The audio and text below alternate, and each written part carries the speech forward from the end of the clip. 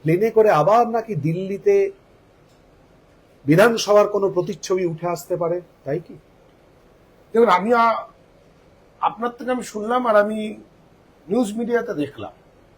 আমি জানি না ওখানে কি হতে চলেছে, কারণ আমি কোনোদিন লোকসভা বা রাজ্যসভায় যাইনি। আমার কোনো লোকসভা রাজ্যসভার কোনো সদস্যের সাথে এর মধ্যে কথাও হয়নি।